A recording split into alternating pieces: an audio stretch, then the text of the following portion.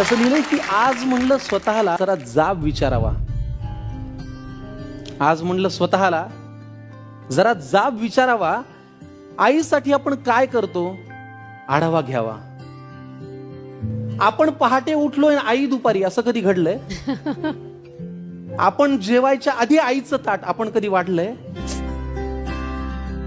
बरं, तुम्ही घरी येताना विनाकारण आईसाठी काय आणता? तुम्ही घरी येताना विनाकारण आईसाठी काय आणता? बरं तुम्ही सांगा, तुमच्या स्वतःच्या आईचा फेवरेट कलर कोणता? देवा, आईला हवं ते मिळू दे अशी प्रार्थना कधी केलीये? पाहिलं का आई शेवटची कधी ऑनलाईन आलीये? तिच्या बर्थडेची पार्टी तिच्या मैत्रिणींना बोलून आपण कधी देतो? तिने केलेला पसारा कधी आपण आवरतो? तरीही बाळाला कोणी बोललं की तिचं मन येतं भरून. तरीही बाळाला कोणी बोललं ना की तिचं मन येतं भरून. आपण बोलताना मात्र विनाकारण शिव्या आईवरून.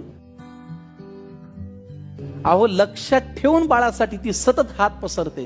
कधी दैवापुढे, देवापुढे, नशिबापुढे लक्षात ठेवून ती बाळासाठी सतत हात पसरते. फक्त स्वतःची मात्र दुपारची बीपीची गोळी विसरते.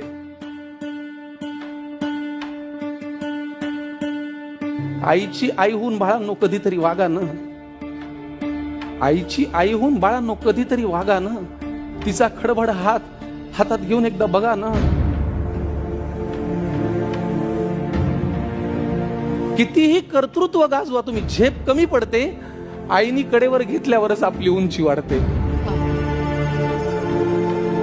कितीही कर्तृत्व गाजवा तुम्ही, झेप कमी पडते. आईनी कडेवर घेतल्यावर आपली उंची वाढते. उगाच कशाला त्या अध्यात्म आणि श्रद्धेच्या गप्पा हाणता? आईच्या पोटी जन्माला येताना देव कुठे म्हणता? आईला सतत मुलांचा ध्यास, त्यांच्याच प्रेमाची धुंदी.